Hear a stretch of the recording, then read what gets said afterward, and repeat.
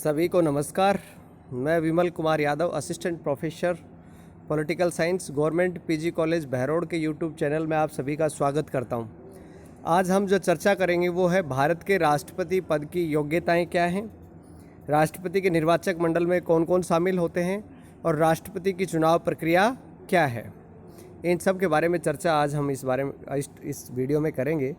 ये जो टॉपिक है ये बीए सेकेंड ईयर और एमए फाइनल में जो पुस्तक चलती है भारतीय शासन एवं राजनीति, उसके सिलेबस का तो हिस्सा है ही। उसके अलावा जो विद्यार्थी विभिन्न प्रतियोगी परीक्षाओं की तैयारी कर रहे हैं, मान लो आज दिल्ली पुलिस के भी फॉर्म निकले हुए हैं, Delhi police, Rajasthan police, army, air force, navy, bank, railway, UPSC, RPSC या ग्राम सेवक पटवारी की जो तैयारी कर रहे हैं, उन सभी विद्यार्थियों के लिए उपयोगी है। क्योंकि जो जीके का जो पोर्शन आता है उस जीके वाले टॉपिक में पॉलिटिकल साइंस का भी पार्ट होता है और उसमें भारत का राष्ट्रपति, प्रधानमंत्री, मंत्रिपरिषद ये अवश्य होते हैं।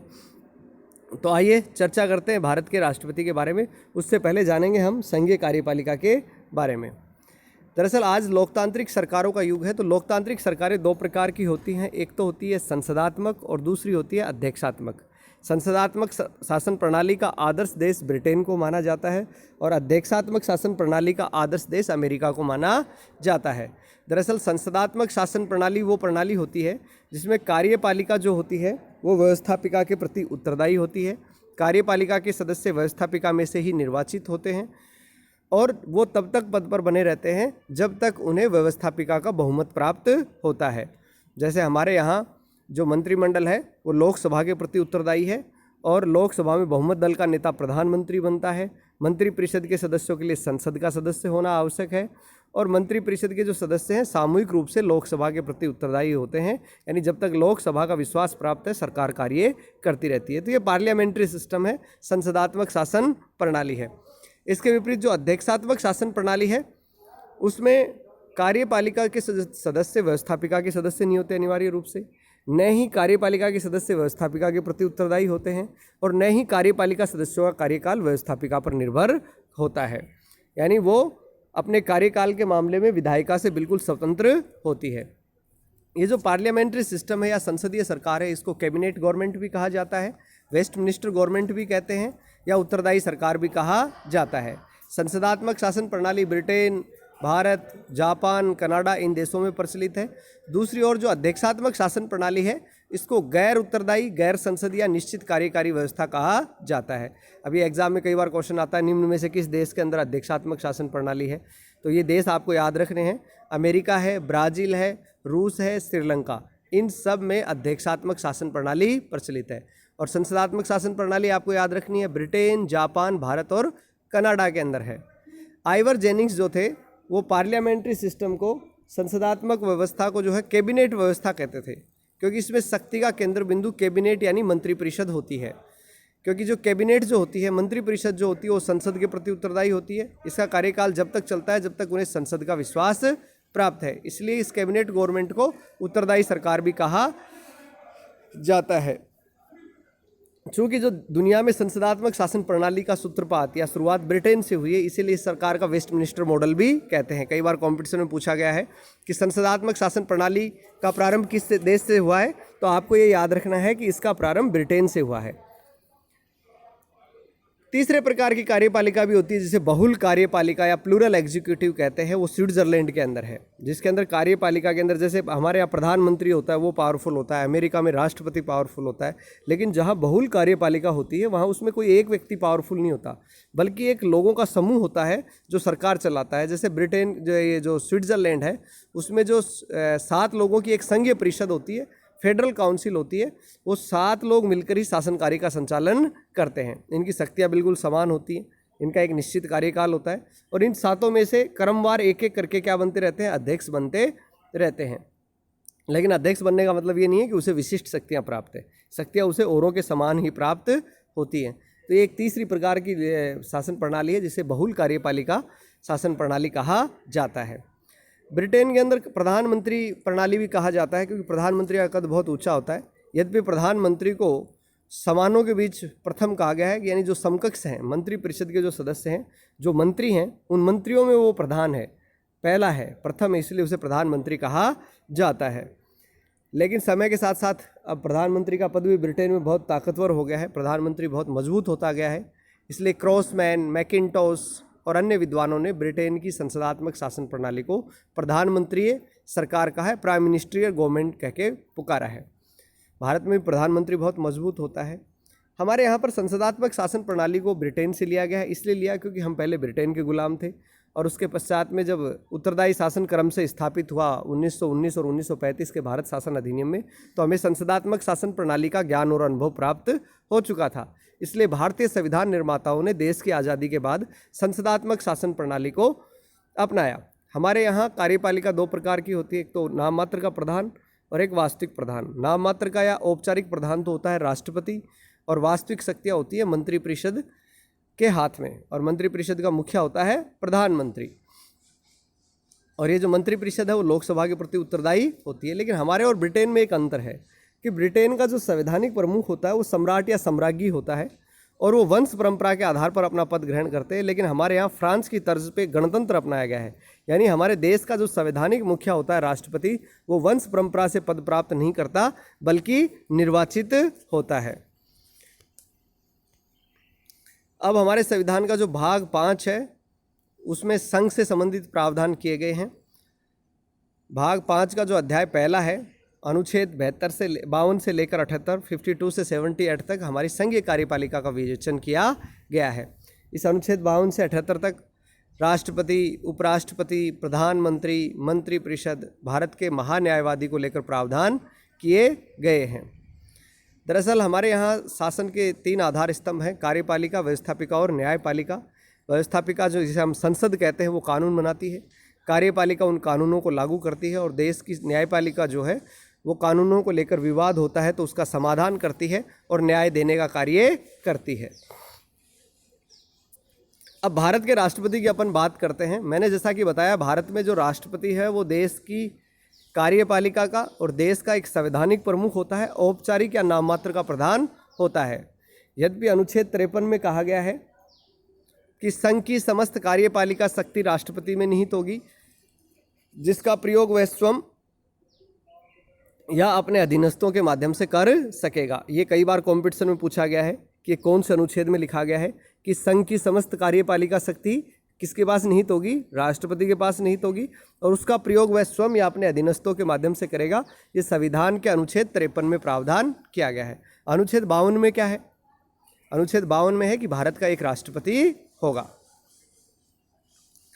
अब राष्ट्रपति की योग्यताएं क्या क्या होनी चाहिए राष्ट्रपति बनने के लिए? तो राष्ट्रपति की योग्यताओं का जिक्र आपको ये अनुच्छेद याद रखना है, कई बार कॉम्पिटिशन में पूछा गया है।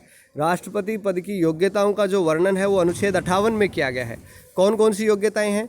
कि भारत का नागरिक होना चाहिए, कम से कम आयु 35 वर्ष होनी चाहिए और लोकसभा का सदस्य निर्वाचित होने की योग्यता रखता हो। इसका मतलब यह है कि लोकसभा का सदस्य निर्वाचित होने की योग्यता रखता हो, न कि लोकसभा का सदस्य हो। यानी भारत सरकार के अधीन वो किसी लाभ के पद पर नहीं हो। भारत सरकार, राज्य सरकार या कोई भी स्थानीय प्राधिकरण है उसमें वह किसी लाभ के पद पर नहीं होना चाहिए। यदि कोई व्यक्ति लाभ के पद पर है तो राष्ट्रपति पद के लिए योग्य नहीं होगा। यद्यपि जो लाभ के पद की जो परिभाषा है उसमें राष्ट्रपति, उपराष्ट्रपति, केंद्र और राज्यों के मंत्री, राज्यपाल, ये लाभ के पद नहीं माने जाते हैं। मान लीजिए किसी राज्यपाल को राष्ट्रपति चुन लिया जाता है तो चुना जा सकता है, लाभ का पद नहीं है। कोई मंत्री है उसको राष्ट्रपति चुना जाता है तो क्योंकि वो लाभ के पद नहीं है। इसमें एक चीज़ आपको ध्यान रखनी है कि यदि कोई ऐसा व्यक्ति राष्ट्रपति चुन लिया जाता है जो सदन का सदस्य नहीं है, वो जो किसी सदन का सदस्य है, मान लीजिए वो संसद का ही सदस्य है, तो चुने जाने से पहले उसे अपना पद छोड़ना पड़ेगा। और यदि ऐसा व्यक्ति चुन लिया जाता है तो उस तिथि से उसका पद अन्यथा रिक्त मान लिया जाएगा। अब राष्ट्रपति पद का उम्मीदवार बनने के लिए 50 प्रस्तावक और 50 अनुमोदक होने चाहिए निर्वाचक मंडल में से, यानी संसद के या राज्य विधानसभाओं के निर्वाचित सदस्यों में 50 तो उसके पद का नाम ले कि हाँ मैं इस फलां आदमी के नाम का प्रस्ताव रखता हूँ, और 50 जो हैं संसद या राज्य विधानसभाओं के निर्वाचित सदस्य ये कहें कि हाँ हम इसके नाम का समर्थन करते हैं। दरअसल 1997 से पहले 10-10 तो प्रस्तावक थे और जमानत राशि होती थी 2500 रुपये। लेकिन जो राष्ट्रपति और उपराष्ट्रपति निर्वाचन अधिनियम 1952 है उसमें 1997 में संशोधन किया गया और प्रस्तावक और अनुमोदकों की संख्या 10-10 से बढ़ाकर 50-50 कर दी गई। और जो जमानत राशि है वो भी 2500 रुपये से बढ़ाकर 1500 कर दी गई। यह आपको याद रखना है, कई बार एग्जाम में पूछा गया है कि राष्ट्रपति चुनाव में कितने प्रस्तावक हो सकते हैं और कितने अनुमोदक हो सकते हैं। तो आपको याद रखना है 50 प्रस्तावक, 50 अनुमोदक, जमानत राशि होती है 15,000 रुपये। ये राष्ट्रपति पद के उम्मीदवार को 15,000 रुपये रिजर्व बैंक ऑफ इंडिया में जमा कराने पड़ते हैं। अगर मान लीजिए कोई उम्मीदवार चुनाव में जो टोटल वैलिड वोट थे, जो कुल वैध मत थे, जो सही पाए गए मत थे टोटल, उनका 1/6 से कम प्राप्त करता है तो उसकी जमानत जब्त कर ली जाती है। कहते हैं ना अपने बिहार चुनाव में भी फला आदमी तो अपनी जमानत ही नहीं बचा पाया, तो जमानत के रूप में क्या होता है, कुछ निश्चित राशि जमा कराई जाती है और अगर कैंडिडेट 1/6 से कम वोट प्राप्त करता है तो उसके वो पैसे जमा कर दिए जाते हैं, जब्त कर लिए जाते हैं। मैंने यह बात आपको बता दी कि राष्ट्रपति संसद या राज्य विधानमंडल का सदस्य नहीं होना चाहिए और यदि निर्वाचन से पहले इसका सदस्य है तो जिस तिथि से वह निर्वाचित होता है उस तिथि से उसका पद रिक्त समझा जाएगा। राष्ट्रपति अपने कार्यकाल के दौरान कोई दूसरा पद ग्रहण नहीं कर सकता, ये आपको ध्यान रखनी है। ये बात अनुच्छेद 59 में है। ठीक है, अब अनुच्छेद 57 में कहा गया है कि कोई व्यक्ति राष्ट्रपति पद पर पुनर्निर्वाचन के लिए योग्य है। अनुच्छेद 57 ये कहता है किसी भी व्यक्ति को दोबारा राष्ट्रपति चुना जा सकता है। जैसे डॉक्टर राजेंद्र प्रसाद जो थे, पहले 1952 से 57 रहे, फिर 57 से लेकर 62 रहे, लगातार 2 बार रहे। लेकिन एक व्यक्ति अधिकतम कितनी बार चुना जा सकता है इसके बारे में संविधान में कोई वर्णन नहीं है, यानी पुनर्निर्वाचन को लेकर कोई प्रतिबंध नहीं है, लेकिन कितनी बार चुना जा सकता है इसका वर्णन संविधान में नहीं है। अब जो इम्पोर्टेंट चीज़ आती है अनुच्छेद 54। अनुच्छेद 54 में दिया गया है राष्ट्रपति का निर्वाचक मंडल। निर्वाचक मंडल मतलब राष्ट्रपति का चुनाव कौन कौन करते हैं। दरअसल राष्ट्रपति के चुनाव में संसद के जो दोनों सदन हैं, लोकसभा और राज्यसभा, उनके निर्वाचित सदस्य भाग लेते हैं। जितने भी राज्य हैं उनकी विधानसभाओं के निर्वाचित सदस्य भाग लेते हैं। और एक चीज़ और बाद में जोड़ी गई, 17वां जो संविधान हुआ, 70th कॉन्स्टिट्यूशनल जो अमेंडमेंट हुआ 1992 में, उसमें दिल्ली और पांडिचेरी की जो विधानसभाएं हैं इन केंद्र शासित प्रदेशों में, कई बार कॉम्पिटिशन में पूछा जाता है कौन से ऐसे 2 केंद्र शासित प्रदेश हैं जिनमें विधानसभा है, तो वो है दिल्ली और पांडिचेरी। दिल्ली और पांडिचेरी की जो विधानसभाओं के निर्वाचित सदस्य हैं वो भी राष्ट्रपति के चुनाव में भाग लेते हैं। तो ये प्रावधान कब शामिल हुआ, 70वें संविधान संशोधन 1992 के द्वारा। तो आपको समझ में आ गया होगा कि राष्ट्रपति के चुनाव में संसद, राज्य और दिल्ली और पांडिचेरी की विधानसभाओं के निर्वाचित सदस्य भाग लेते हैं। संसद के सदस्य भाग लेंगे, राज्य विधानसभा के निर्वाचित सदस्य भाग लेंगे और दिल्ली पांडिचेरी विधानसभा के निर्वाचित सदस्य भाग लेंगे। यानी मनोनीत सदस्य, चाहे वो संसद के हों, विधानमंडलों के हों, राष्ट्रपति चुनाव में भाग नहीं लेते हैं। अब अनुच्छेद 55 में राष्ट्रपति के निर्वाचन की विधि दी गई है। राष्ट्रपति का चुनाव अप्रत्यक्ष तरीके से होता है और आनुपातिक प्रतिनिधित्व की एकल संक्रमणीय मत प्रणाली के द्वारा होता है। ये आर्मी एयरफोर्स के एग्जाम में कई बार पूछा गया है कि भारत का राष्ट्रपति चुना जाता है आनुपातिक प्रतिनिधित्व की एकल संक्रमणीय मत प्रणाली के द्वारा, प्रोपोर्शनल रिप्रेजेंटेशन सिस्टम, जिसमें भी सिंगल ट्रांसफरेबल वोट सिस्टम को अपनाया गया है।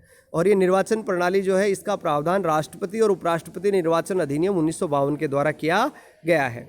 राष्ट्रपति के निर्वाचन में 2 सिद्धांतों को अपनाया गया है। एक तो समरूपता और समतुल्यता का सिद्धांत है। इसके अनुसार क्या है, समरूपता और समतुल्यता का सिद्धांत क्या है कि विभिन्न राज्यों के जो विधानसभा के निर्वाचित सदस्य होते हैं उनका मत मूल्य निकालने के लिए सभी राज्यों में के लिए एक समान प्रक्रिया अपनाई गई है।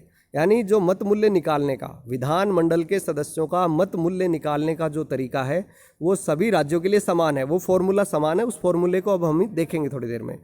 दूसरा, तो इसको तो बोलते हैं एकरूपता का सिद्धांत। समतुल्यता का सिद्धांत कि जो संसद के सदस्य हैं और राज्य विधानसभाओं के जो सदस्य हैं उनके मत मूल्य का योग जो है वो समतुल्य होगा।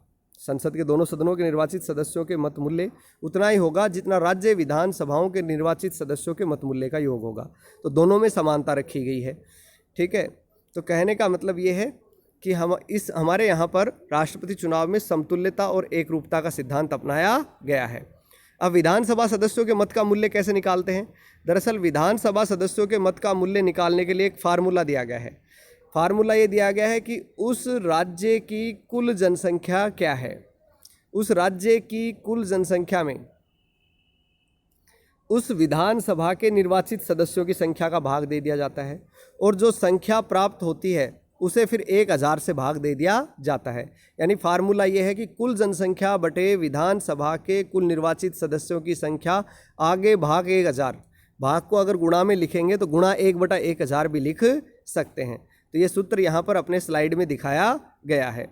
तो इसके आधार पर राज्य विधानसभा के सदस्यों का मत मूल्य निकाला जाता है कि राज्य विधानसभा सदस्यों का मत मूल्य क्या है। इसके बाद में अपन बात करते हैं राष्ट्रपति चुनाव के लिए जनसंख्या।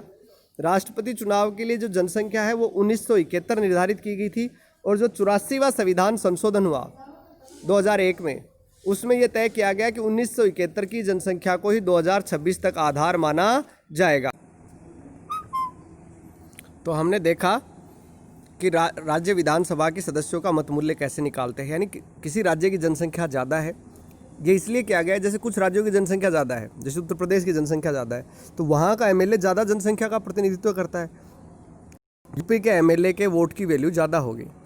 और जैसे गोवा है, मिजोरम है, मणिपुर है, यहाँ का जो एमएलए वो कम जनसंख्या का प्रतिनिधित्व करता है, कम जनसंख्या पर एक एमएलए चुना जाता है उस क्षेत्र की, तो उसके वोट की वैल्यू कम होगी। क्योंकि भारत में प्रत्येक नागरिक समान है, तो प्रत्येक नागरिक यदि समान है, लोकतंत्र में उसकी समान भागीदारी है, तो जो आदमी ज़्यादा जनसंख्या का प्रतिनिधित्व करता है, ज़्यादा वोटरों का प्रतिनिधित्व करता है, तो उसके वोट की वैल्यू ज़्यादा होगी।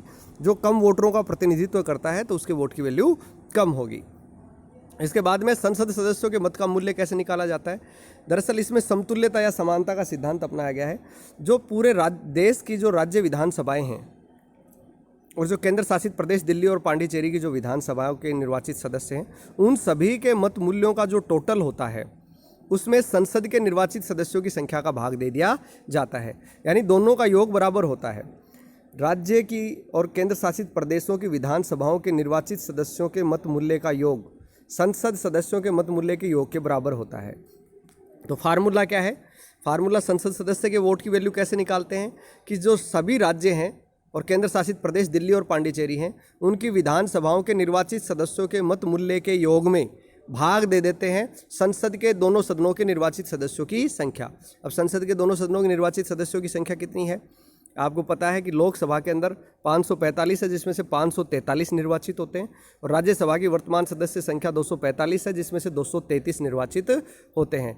यानी 543 लोकसभा के और 233 राज्यसभा के जो हैं वो मिलकर चुने राष्ट्रपति चुनाव में भाग लेते हैं। तो टोटल कितने हो गए हैं, ये टोटल हो गए हैं 776। यानी राज्य विधानसभा सदस्यों के मत की जो टोटल वैल्यू होती है उसमें 776 का भाग दे देते हैं, 776 का भाग दे देते हैं। एकल संक्रमणीय मत प्रणाली क्या है। एकल संक्रमणीय मत प्रणाली ये है कि राष्ट्रपति चुनाव में जितने कैंडिडेट खड़े होते हैं, ये जो मतदाता हैं, वोटर्स जो हैं, ये वोट डालते समय जितने कैंडिडेट खड़े हैं उतनी ही चॉइस भरते हैं। मान लीजिए 4 कैंडिडेट चुनाव लड़ रहे हैं, तो फिर ये भरेंगे 1 नंबर पे मेरी चॉइस ये है, 2 नंबर पे मेरी ये है, 3 नंबर ये है, 4 नंबर ये है। जितने कैंडिडेट उतनी चॉइस प्रत्येक मतदाता को अंकित करनी होती हैं। 3 आदमी चुनाव लड़ रहे हैं तो वह प्रथम वरीयता, द्वितीय वरीयता, तीसरी वरीयता ऐसे देता है। वोटिंग, इसकी काउंटिंग कैसे होती है। मतगणना की भी एक विशेष प्रक्रिया है। इसके अंदर क्या होता है कि सफल उम्मीदवार उसी को घोषित करते हैं जो कुल वैध मतों का भारत में आधे से अधिक प्राप्त होता है। जो टोटल वोट पड़े उसमें से अवैध वोट जो होते हैं, इलीगल जो होते हैं, जो रद्द हो जाते हैं, रिजेक्ट कर दिए जाते हैं, उनको हटा दिया जाता है। उसके बाद जो बचते हैं उनको कुल वैध मत करते हैं। उन कुल वैध मतों में जो है आधे से अधिक जो प्राप्त करता है वह राष्ट्रपति बनता है। फार्मूला क्या है राष्ट्रपति चुनाव के लिए। न्यूनतम कोटा क्या है। न्यूनतम कोटा इसके लिए ये है कि इसमें जो कुल वैध मत हैं उस कुल वैध मतों में निर्वाचित होने वाला उम्मीदवार कितना है। राष्ट्रपति तो एक ही बनेगा, तो निर्वाचित होने वाला अभ्यर्थी है 1 + 1 यानी बटे 2। 2 का भाग दे देते हैं कुल वैध मतों में, और जो संख्या आती है उसमें 1 जोड़ दिया जाता है। जो न्यूनतम कोटा प्राप्त करता है वह जीत जाता है। यानी कुल वैलिड वोटों का जो आधे से अधिक प्राप्त करता है, 50% से ज़्यादा प्राप्त कर लेता है, वह राष्ट्रपति बन जाता है।